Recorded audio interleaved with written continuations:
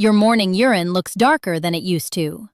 You wake up at 3 a.m. thirsty, no matter how much water you drank before bed. Small cuts on your fingers take weeks to heal instead of days. Your vision feels slightly blurry by evening, and that constant tingling in your toes won't go away. Most people over 65 are told that these signs are just normal aging, that high blood sugar is something to be expected after a certain age, that you'll just have to live with the medications and the consequences.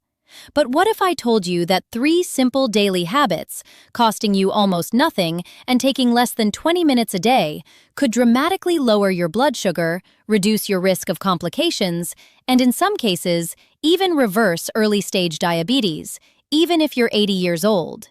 That's not a miracle claim. That's exactly what modern senior diabetes research is now confirming.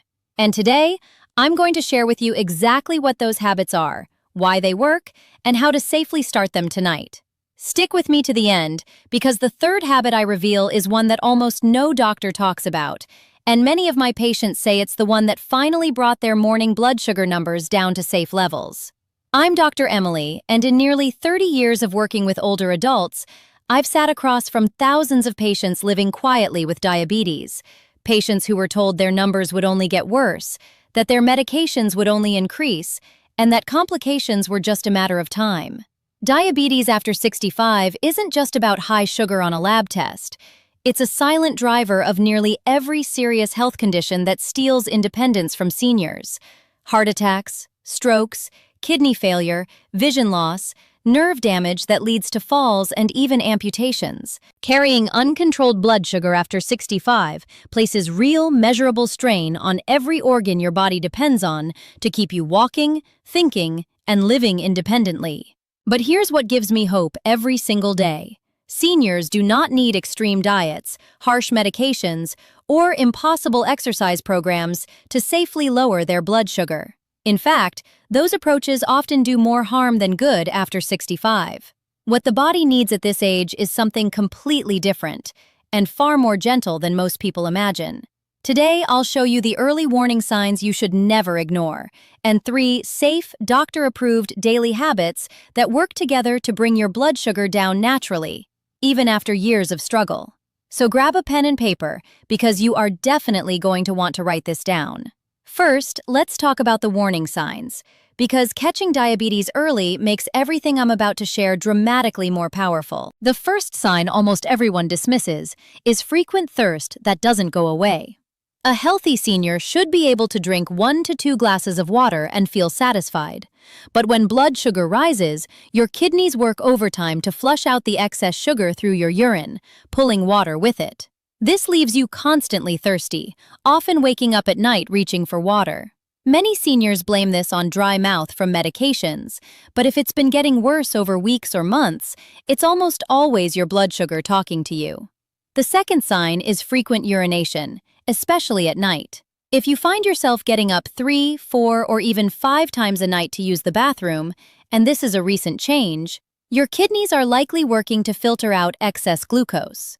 This sign often appears before any major symptoms, and it's one of the earliest warnings that your body is struggling to manage sugar. The third sign is cuts, bruises, or sores that take much longer to heal than they used to. A small scratch that would have healed in 3 to 5 days may now take 2 to 3 weeks. This happens because high blood sugar damages the small blood vessels that deliver oxygen and nutrients to your skin. Wounds, especially on the feet, become both slower to heal and more prone to infection. The fourth and most overlooked sign is tingling, numbness, or burning in the feet and hands. This is called diabetic neuropathy, and it begins quietly, often as a faint pins and needles feeling at night. Many seniors ignore it for years until it becomes severe. But the early stage is exactly when intervention works best, because nerve damage caught early can often be slowed or even partially reversed. A fifth sign worth mentioning is unexplained fatigue, feeling exhausted even after a full night's sleep. When your cells can't properly use the sugar in your blood for energy, your whole body feels tired no matter what you do. If any of these sound familiar, the 3 daily habits I'm about to share are exactly what your body has been waiting for. Number 1. The fiber first plate, the sugar blocker. The first habit is what I call the fiber first plate. And I know what some of you are thinking. Isn't diabetes about cutting out sugar? Don't I just need to avoid sweets? This is one of the most common and damaging misconceptions in senior diabetes care, and I want to clear it up right now. Yes, sweets matter. But the bigger problem for most seniors with diabetes is not sugar itself. It's the speed at which carbohydrates enter the bloodstream. A bowl of white rice, a slice of white bread, or even a baked potato can spike your blood sugar nearly as fast as a candy bar. The difference between controlled and uncontrolled blood sugar isn't usually about willpower. It's about the order in which you eat your food. Think of your stomach like a funnel. When you pour sugar straight into an empty funnel, it rushes through quickly and floods your bloodstream. But when you place a coffee filter inside that funnel first, the sugar passes through slowly, in a controlled stream. Fiber is that coffee filter. When you eat fiber-rich foods first, before any starches or sugars, that fiber forms a gentle mesh inside your digestive system that slows the absorption of carbohydrates from the rest of your meal. Here's how to do it. At every single meal, eat your fiber-rich foods first, before touching any rice, bread, pasta, potatoes, or sweet items. Good fiber sources include leafy green vegetables, broccoli, cauliflower, cucumber, tomato, carrots, beans, lentils, chia seeds, and berries. Aim for about 1 cup of fiber-rich vegetables or 1 small bowl of salad before each meal. When you eat fiber first, 3 powerful things happen. Fiber slows the absorption of sugar into your bloodstream, preventing the post-meal spikes that damage your blood vessels and nerves. Fiber feeds the healthy bacteria in your gut, which directly influences insulin sensitivity, your body's ability to use sugar properly. And fiber fills your stomach without raising blood sugar, naturally helping you eat smaller portions of starches without feeling hungry or deprived. A study involving adults over 65 with type 2 diabetes found that those who ate fiber first at every meal lowered their average blood sugar by 20 to 30 points within 12 weeks, without changing anything else about their diet. Their A1C numbers, which measure long-term blood sugar control, also improved significantly. Here are simple examples. For breakfast, start with a small bowl of berries or sliced cucumber before your oatmeal or bread. For lunch, eat a small salad or a serving of cooked vegetables before your rice or sandwich. For dinner, fill half your plate with leafy greens or non-starchy vegetables first. Then add your protein and a small portion of starches. The order matters far more than most people realize. This single change, making fiber the first thing on every plate, can begin lowering your blood sugar within just 14 to 21 days, often without changing what you eat at all. Number 2. The 10-minute walk after meals. The glucose sweeper. Our second habit is something so simple that most seniors completely overlook it. Yet research consistently shows it may be the single most powerful tool available to safely lower blood sugar after 65. It's a 10-minute walk within 30 minutes after each meal. Let me explain why this works so dramatically, and why it works even better than longer exercise done at random times. When you eat a meal containing any carbohydrates, even healthy ones, your blood sugar rises. Your body then releases insulin to push that sugar into your cells. In seniors with diabetes or pre-diabetes, this system doesn't work efficiently. Sugar lingers in the bloodstream for hours, slowly damaging blood vessels, nerves, and organs. A 10-minute walk after eating changes everything. Your working leg muscles act like sponges, pulling glucose directly out of your bloodstream and using it for energy, bypassing the need for as much insulin. Walking after meals also activates a specific pathway in your muscles that continues clearing blood sugar for up to 2 hours after you stop walking. Think of it like this. Eating a meal is like pouring sugar into a swimming pool. Sitting after a meal lets that sugar stay concentrated, damaging everything it touches. Walking after a meal is like turning on the pool's circulation system. Your muscles pump the sugar out before it can cause harm. A study involving adults over 70 with type 2 diabetes showed that those who walked just 10 minutes after each meal, 3 times a day, for a total of 30 minutes, lowered their post-meal blood sugar spikes by 30 to 40% within 8 weeks. Their fasting glucose dropped by an average of 15 to 20 points. And remarkably, their A1C improved as much as it did in patients taking a moderate dose of additional medication. Here's how to do it safely. After breakfast, lunch, and dinner, within 30 minutes of finishing your meal, go for a gentle 10-minute walk. This does not need to be brisk. You don't even need to leave the house. Walking slowly around your living room, your kitchen, your hallway, or pacing while watching the news all count. The point is to keep your legs moving while sugar is being absorbed from your meal. If you have balance concerns, walk near a wall or counter you can touch for support. If you use a cane or walker, those work perfectly fine. If 10 minutes feels like too much at first, start with 3 to 5 minutes and slowly build up. The goal is consistency, not intensity. A senior who walks 10 minutes after every meal will see better blood sugar results than one who exercises hard once a week and sits the rest of the time.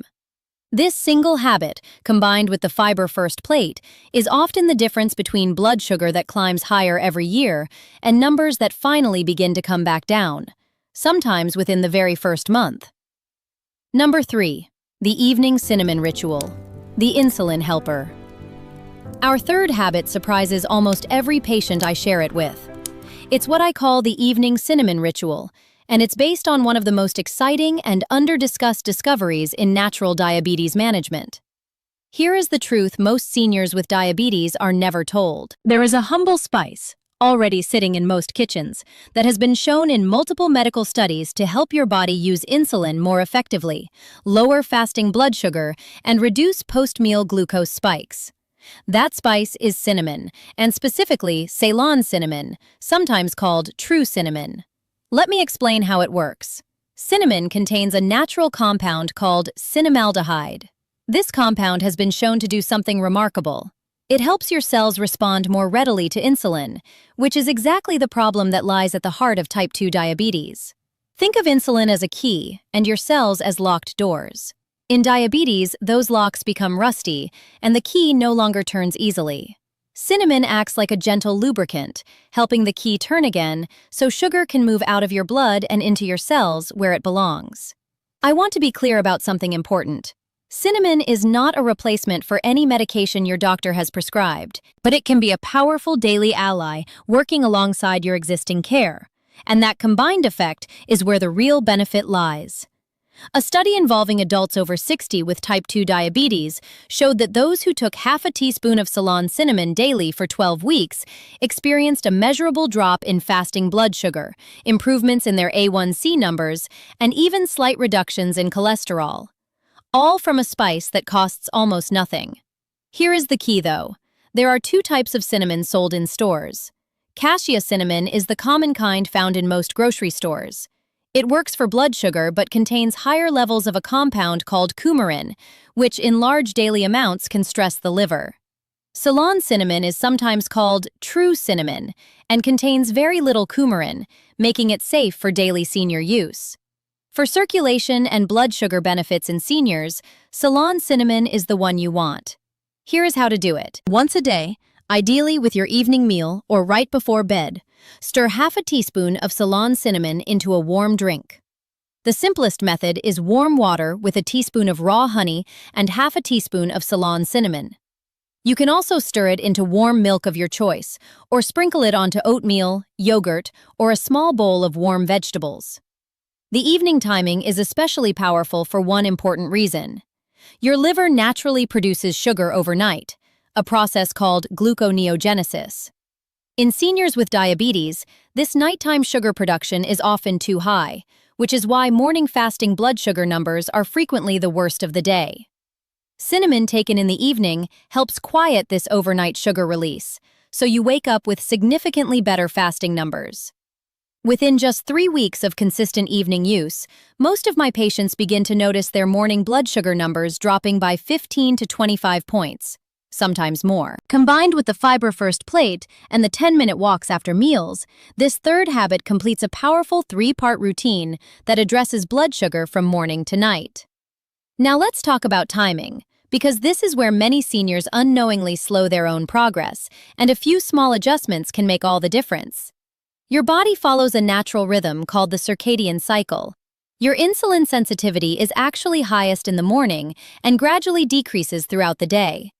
This means the foods you eat earlier in the day are processed more efficiently, while foods eaten late at night often cause much higher and longer-lasting blood sugar spikes.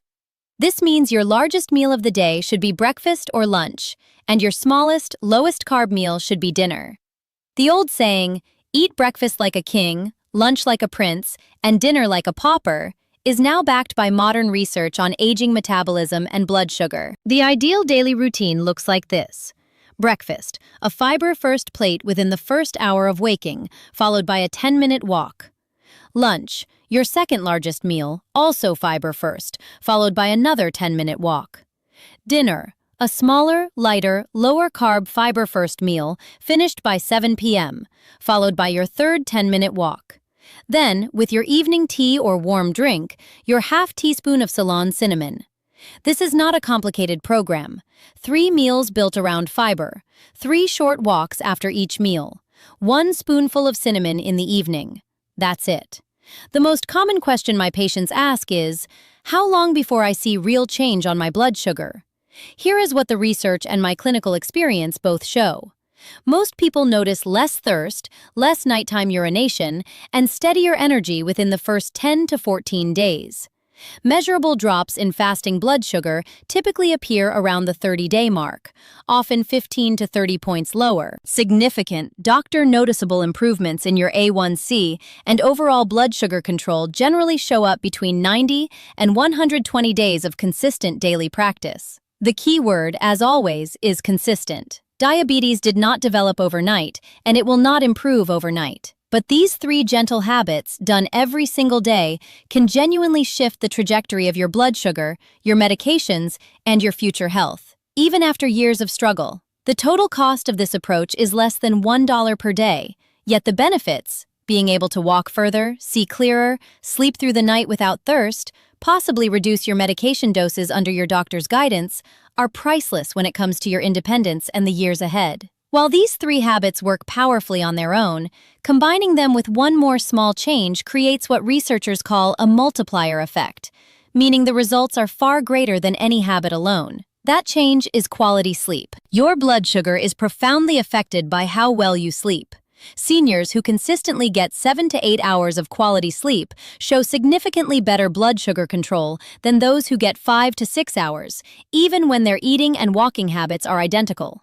Poor sleep raises a stress hormone called cortisol, which directly tells your liver to dump sugar into your blood. Good sleep lowers cortisol and unlocks your body's natural ability to keep blood sugar steady. When you combine the fiber-first plate, the 10-minute walks after meals, the evening cinnamon ritual, and 7 to 8 hours of quality sleep, my patients consistently report results that genuinely surprise them.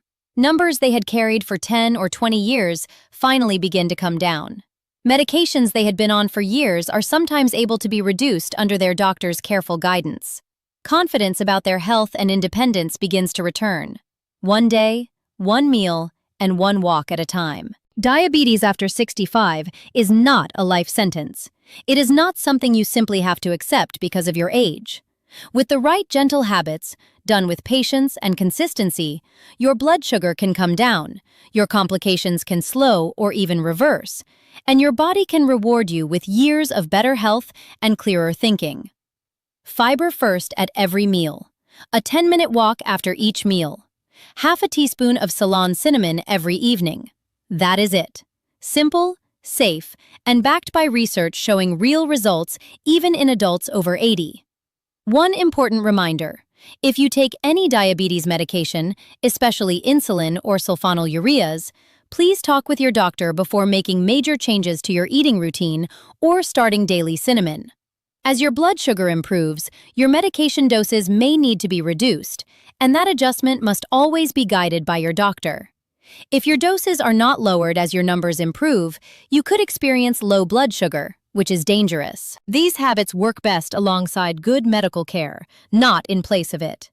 If this video helped you, please leave a comment below telling me which symptom worries you most. Constant thirst, frequent nighttime urination, slow healing wounds, or tingling in your feet. I read every single comment, and your answer helps me make videos that truly serve you. And if you know someone over 65 who has been struggling with their blood sugar, please share this video with them.